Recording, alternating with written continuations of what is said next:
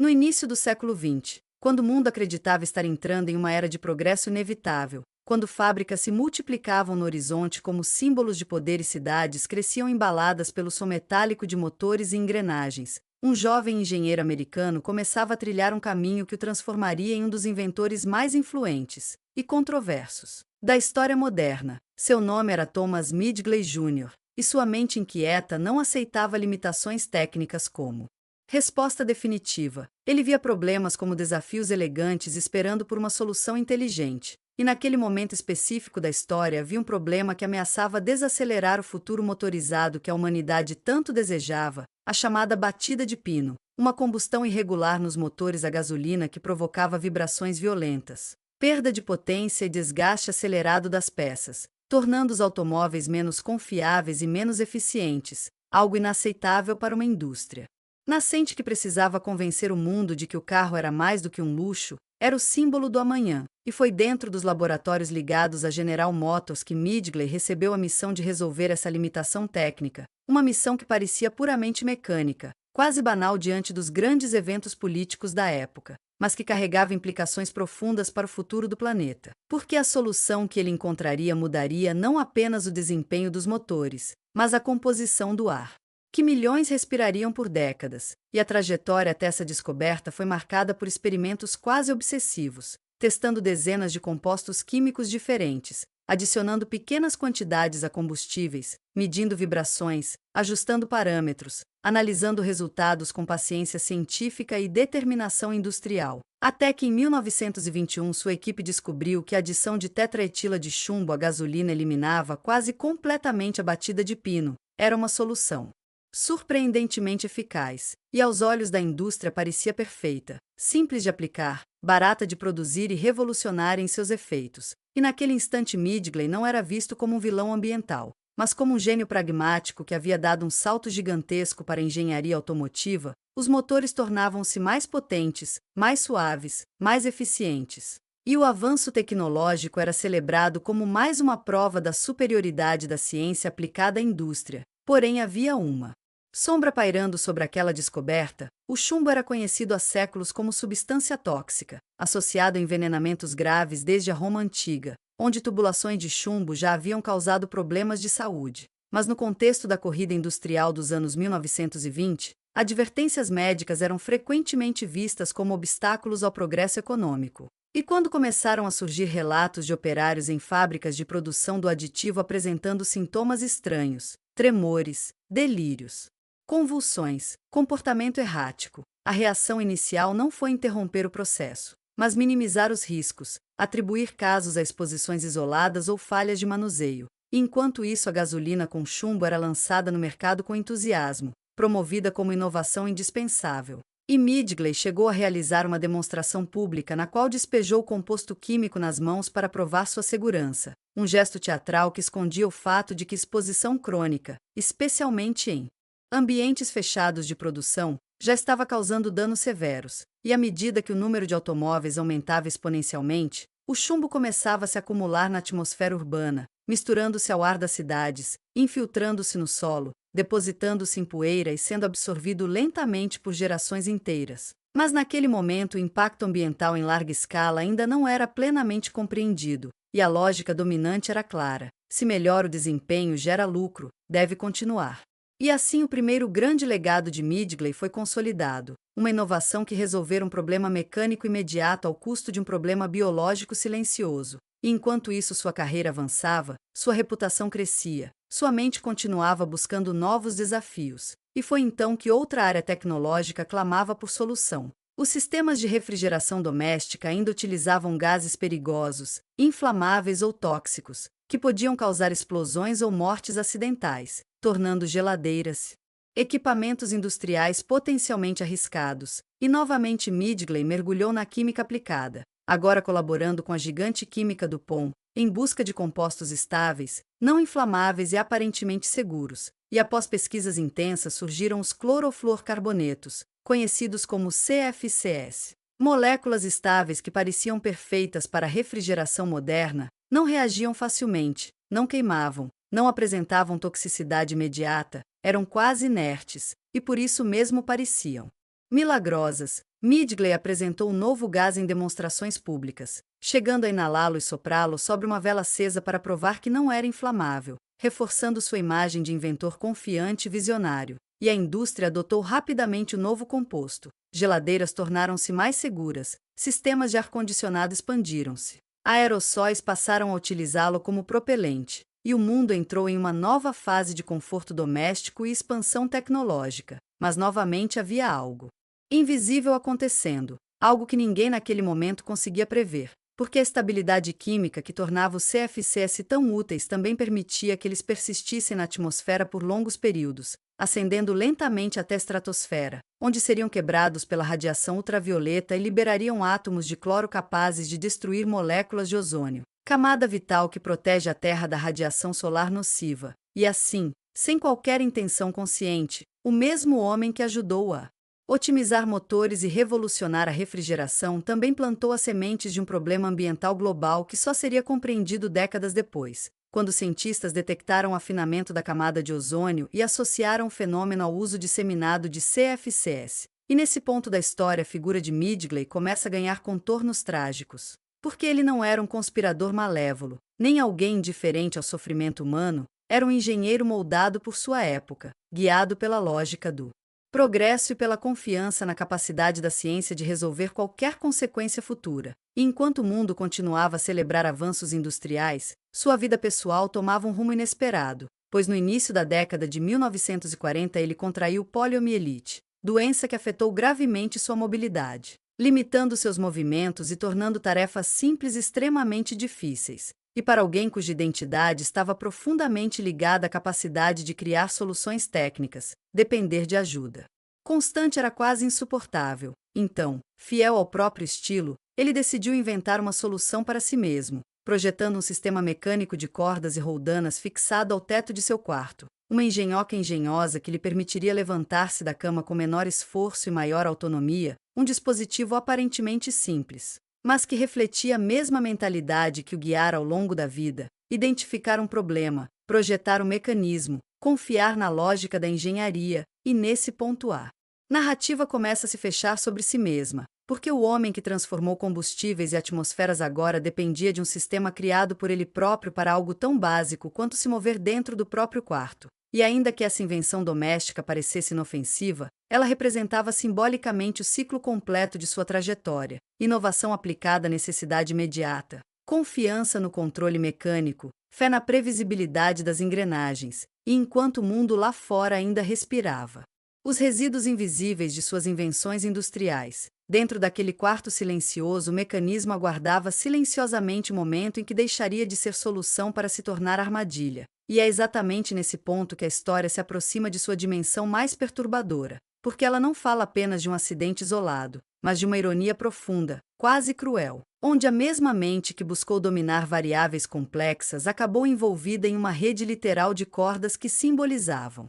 décadas de decisões técnicas tomadas com confiança absoluta. E antes que a tragédia final aconteça, é preciso compreender plenamente a dimensão de seu legado, a forma como suas invenções moldaram o século XX, aceleraram economias, transformaram hábitos cotidianos e alteraram a química do planeta, criando um paradoxo histórico em que um único engenheiro teve impacto atmosférico maior do que muitos governos inteiros. E assim a história de Thomas Midgley Jr. deixa de ser apenas biográfica e se torna um estudo sobre os limites da inovação, sobre como soluções brilhantes podem carregar consequências invisíveis, e sobre como a confiança humana na própria engenhosidade pode, às vezes, ocultar riscos que só o tempo revelará, preparando o cenário para um desfecho que, embora pessoal e silencioso,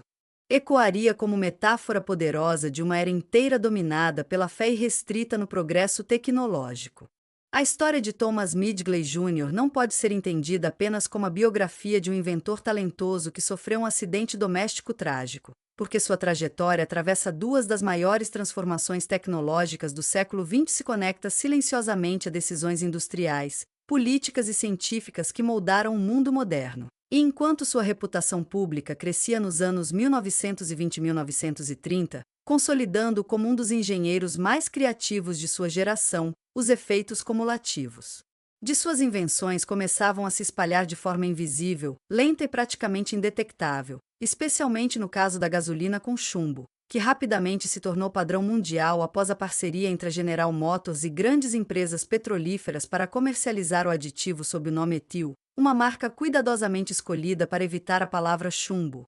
que já carregava associações negativas de toxicidade, e a estratégia de marketing foi eficiente, promovendo o produto como símbolo de desempenho, potência e modernidade, enquanto relatórios médicos que apontavam riscos eram tratados como inconvenientes técnicos ou exageros alarmistas. E à medida que o número de automóveis crescia exponencialmente nas cidades americanas e europeias, milhões de toneladas de chumbo começaram a ser liberadas na atmosfera, partículas microscópicas se espalhando pelo ar, depositando-se no solo, acumulando-se em ossos humanos sem que ninguém percebesse imediatamente a dimensão do problema. E durante décadas a relação entre exposição ao chumbo e danos neurológicos em larga escala permaneceu subestimada ou ignorada, em parte porque os efeitos eram graduais, difusos e difíceis de associar a uma causa única. Mas estudos posteriores mostrariam quedas médias de capacidade cognitiva, aumento de problemas comportamentais e impactos profundos na saúde pública, transformando o que parecia uma solução técnica brilhante em uma das maiores contaminações ambientais da história. E enquanto isso, Midgley já havia direcionado sua atenção para os CFCs, desenvolvidos em colaboração com a DuPont, compostos que pareciam representar o oposto da gasolina com chumbo, pois não tinham odor forte, não eram inflamáveis, não causavam intoxicação imediata e se comportavam de forma estável em ambientes domésticos, sendo rapidamente adotados não apenas em geladeiras, mas também em sistemas industriais de refrigeração, ar-condicionado automotivo e aerossóis, consolidando a reputação de Midgley como um inventor versátil capaz de resolver problemas complexos com elegância química. E por muitos anos essa inovação foi celebrada como o triunfo da ciência aplicada, símbolo da capacidade humana de dominar a natureza e tornar o cotidiano mais confortável e seguro. Mas justamente essa estabilidade química, considerada a virtude máxima do composto, era também a razão pela qual os CFCs não se degradavam facilmente na atmosfera inferior, permitindo que subissem lentamente até a estratosfera, onde seriam quebrados pela radiação ultravioleta, liberando átomos de cloro capazes de destruir milhares de moléculas de ozônio cada. E como o ozônio é responsável por absorver grande parte da radiação ultravioleta nociva do Sol, sua redução significava aumento do risco de câncer de pele, danos a ecossistemas marinhos e impactos agrícolas potencialmente devastadores. Porém, essas consequências só começaram a ser identificadas décadas depois, quando cientistas como Mário Molina e F. Sherwood Rowland demonstraram a ligação entre CFCs e destruição do ozônio, culminando na descoberta do chamado buraco na camada de ozônio sobre a Antártida nos anos 1980, muito tempo após a morte de Midgley. E nesse ponto a ironia histórica se aprofunda, porque o homem que buscava soluções práticas e imediatas para problemas industriais acabou associado a dois dos maiores desastres ambientais do século XX, ainda que não tivesse intenção de causar dano global. E essa dualidade levanta uma questão inquietante sobre responsabilidade científica. Até que ponto o inventor deve antecipar impactos de longo prazo? Até que ponto a pressão econômica e a cultura do progresso moldam decisões técnicas? E até que ponto a sociedade compartilha a culpa por celebrar soluções rápidas sem investigar consequências profundas? E enquanto essas questões permaneciam latentes no cenário global, a vida pessoal de Midgley se tornava cada vez mais limitada pela poliomielite, doença que afetava músculos e mobilidade, obrigando-o a depender de auxílio para atividades básicas, algo especialmente frustrante para alguém cuja identidade estava profundamente ligada à autonomia intelectual e mecânica. E fiel ao seu padrão de comportamento, ele decidiu projetar um sistema próprio para recuperar parte da independência, criando uma estrutura de cordas, polias e suportes fixados ao teto que permitiam levantar seu corpo da cama com movimentos calculados, um mecanismo aparentemente simples, mas que exigia precisão na montagem e uso cuidadoso, e por algum tempo funcionou conforme planejado,